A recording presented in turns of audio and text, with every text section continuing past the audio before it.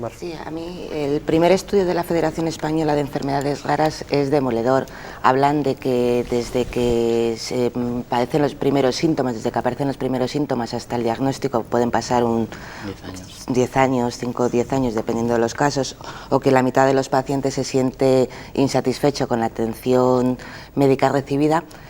A mí me gustaría que explicara casos concretos en los que estos 3 millones de españoles que en estos momentos parece que padecen esta enfermedad, que no sé cuántos podrían ser en Castilla y León, casos concretos en los que este centro les va a beneficiar en sus vidas diarias, si es que hay casos concretos. Pues en Castilla y León pues, se estima, no tenemos datos objetivos, pero trabajamos con la cifra del 6-8%, ¿no? Entonces, básicamente, pues podemos hablar, pues no sé, 300, 400.000 personas, 500.000 más o menos afectadas, ¿no? Casos concretos, en este momento se están beneficiando desde nuestro centro, desde el programa de estancias diurnas, se están beneficiando de terapias alternativas, de terapias complementarias que el Sistema Nacional de Salud en este momento a las enfermedades crónicas no están de alguna manera cubriendo. Me refiero sobre todo fundamentalmente a fisioterapia, terapia de logopedia, atención psicológica puntual, y que de alguna manera nuestros afectados, las personas que están ya acudiendo al centro, nos están diciendo que para ellos supone una carga, un alivio desde el punto de vista de la carga económica y de alguna manera un complemento pues, a su vida diaria, ¿no? Fundamentalmente eso. Por otro lado, estamos trabajando también a nivel infantil en un estudio de necesidades socioeducativas con niños y para las familias pues les parece importante también el que podamos de alguna manera contribuir a la integración en la edad escolar de sus propios hijos o de sus familiares, ¿no? Entonces, fundamentalmente lo que estamos ahora mismo trabajando y lo que estamos percibiendo es eso, ¿no? Se asocia enfermedad rara, perdón, a enfermedad incurable. Me refiero porque entonces, según si es así, lo más importante sería lo que usted dice, atención quizás psicológica o una atención mucho más amplia que si fuese una enfermedad que pueda ser curada. No necesariamente. Dentro del abanico de las enfermedades raras, el complejo mosaico, ¿no?, de las 7 o 8 mil enfermedades raras de las que se habla actualmente, hay enfermedades con una gran dependencia y con un mal pronóstico vital, pero algunas de ellas cursan, pues estoy acordando ahora mismo de enfermedades raras de la piel que cursan con una autonomía prácticamente completa de la persona y sin ningún mal pronóstico de vida. Por tanto, dentro de ese abanico estamos hablando de casos totalmente distintos, ¿no? Incluso la misma patología en personas diferentes cursan de modo específico, ¿no?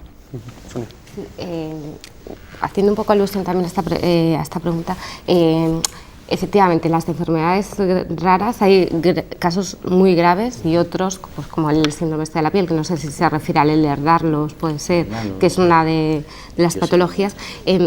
Es mucho más suave, pero el centro se va a fijar también en estas otras personas, porque estas otras personas yo creo que muchas veces conviven con la enfermedad, pero el miedo que tienen es que no saben qué va a pasar cuando sean mayores, si van a tener, pues en el caso pues, problemas en las articulaciones, si tienen un reuma, no saben si deriva de la enfermedad.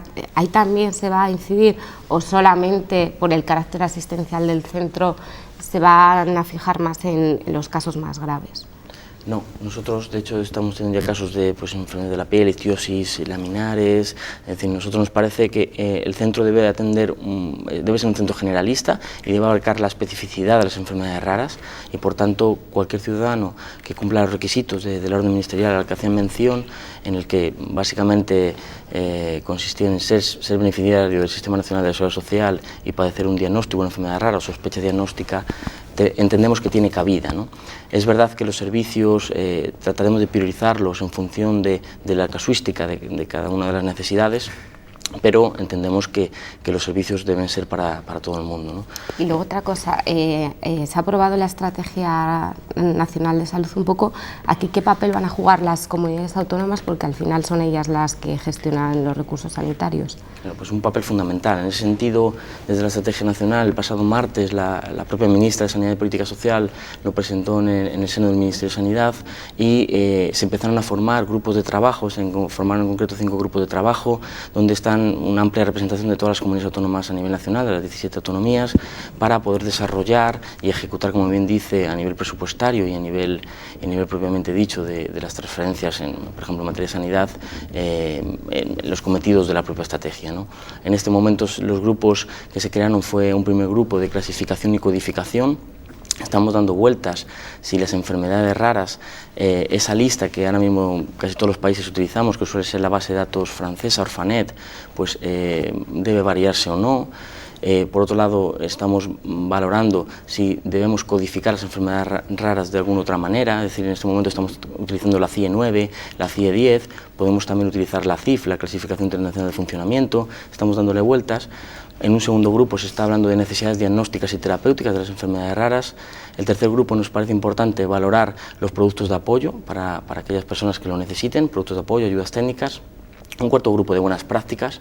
Nos parece fundamental profesionalizar la atención y el sector, y un quinto grupo de información de recursos, donde nosotros en este momento estamos más cercano colaborando con las comunidades autónomas en esta misma línea, ¿no?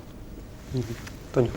Yo quiero incidir en algo y agradecerle que lo haya dicho, dos cosas para mí muy importantes, yo creo que llegan mucho y que deben llegar mucho a la gente. Una es que aunque hablamos de enfermedades raras, estamos en realidad hablando de personas que tienen enfermedades raras, yo creo que eso es muy importante, en cuanto a que son personas que tienen enfermedades raras, a veces hablamos de la enfermedad y parece como algo totalmente deslavado.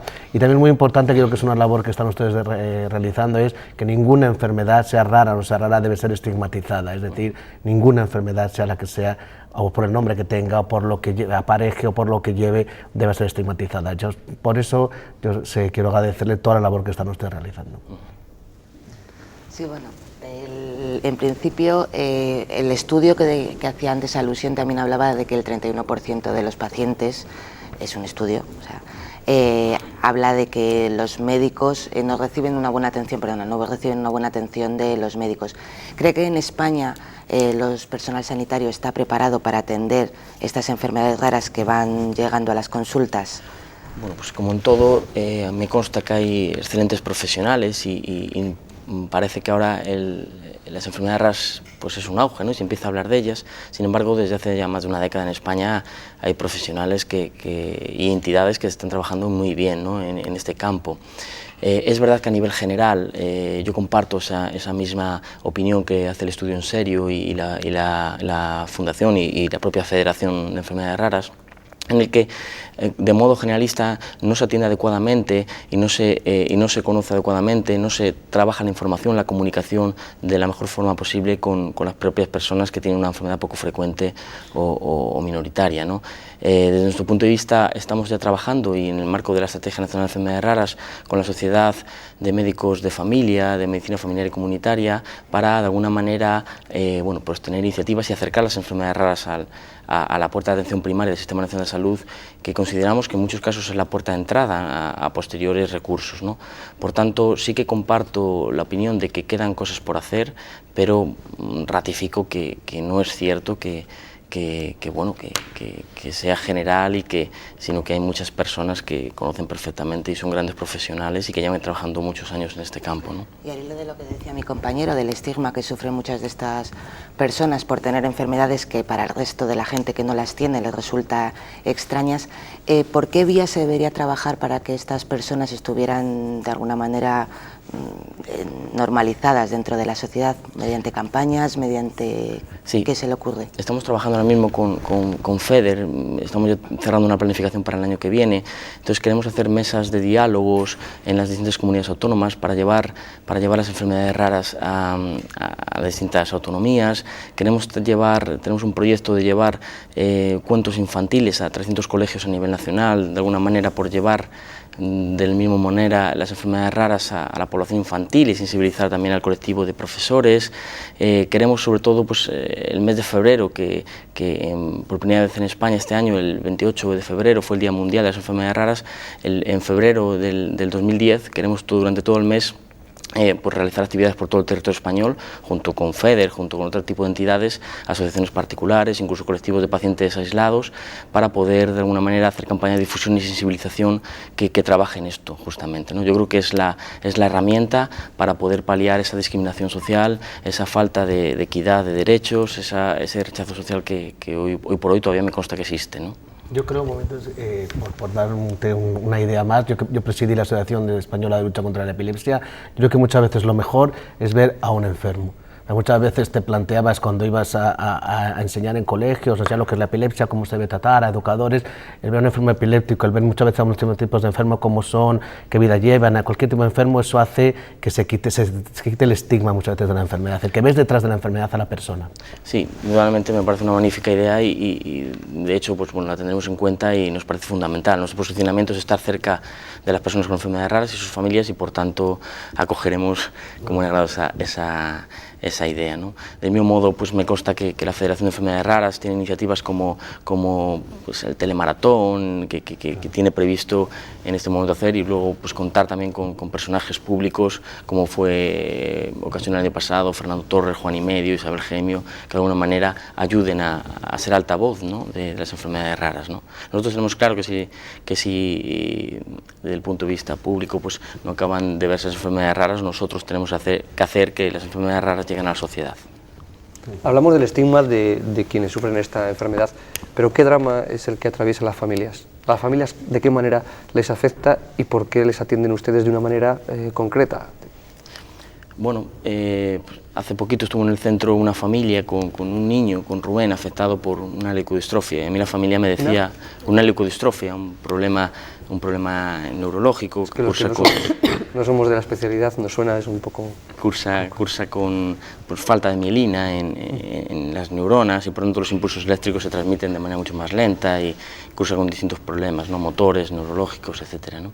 Me decía la familia que toda una vida luchando, ¿no? Y de alguna manera pues es así, se convierten en enfermedades familiares y acaban afectando a todas las esferas de tu vida, ¿no? Tu vida doméstica, tu vida laboral, tu vida conyugal. Nos consta que muchas familias acaban pasando trances y malos momentos, separaciones conyugales, pues consumo de sustancias adictivas, bueno, pues lo que algunos llaman el síndrome del cuidador, ¿no? Yo creo que en el campo de las enfermedades raras nos está ajeno a que la persona que dispone de esos cuidados de larga duración y que no existe, desde mi punto de vista, coste que pueda cubrir esa atención, pues pone en peligro su propia salud y su propia vida, ¿no? 2 minutos nos quedan. Bueno, ahora un poco que hace alusión a la relación de las parejas con uno de los miembros que tiene una enfermedad rara, también a la hora de tener hijos, descendencia, se enfrentan a un problema y muchas veces no saben dónde acudir porque los diagnósticos genéticos son muy caros, en la mayoría de las ocasiones no se incluye dentro de la cartera básica de servicios, tienen que recurrir a centros privados donde ni siquiera están hechos los protocolos para analizar esa enfermedad. En este sentido, ¿la estrategia va a aportar solución a este problema? Sí, dentro de la estrategia, dentro de la línea estratégica segunda, habla expresamente de terapias génicas. Yo creo que se debe hacer un especial hincapié en reconociendo que la mayor parte de las enfermedades raras son de origen genético, el 80% de ellas, que debutan en la infancia, que por tanto están afectados más de un miembro familiar. Yo creo que el desarrollo de todo lo que tiene que ver con terapias génicas, diagnósticos preimplantatorios, debe ser un arma que desde la estrategia se debe fomentar y por tanto debemos colaborar desde el punto de vista presupuestario en la misma línea, ¿no?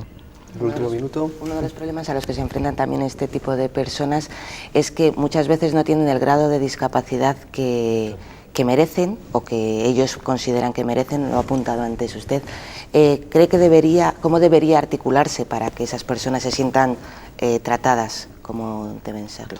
Pues por un lado nosotros queremos realizar un proyecto de investigación de medir el nivel de dependencia de las personas con enfermedades raras, de alguna manera por demostrar esto que bien usted apunta, y por otro lado vamos a tener reuniones con las consejerías, incluso aquí en Castilla y León hace poco lo anunció el consejero, don César Antón, en el que uno de los temas a tratar será ese, ¿no? Es decir, queremos de alguna manera reunirnos con los equipos evaluadores de la dependencia y ver en qué medida pueden beneficiarse las personas con enfermedades raras de las prestaciones de la ley, ¿no? Que fue aprobada pues, recientemente, ¿no?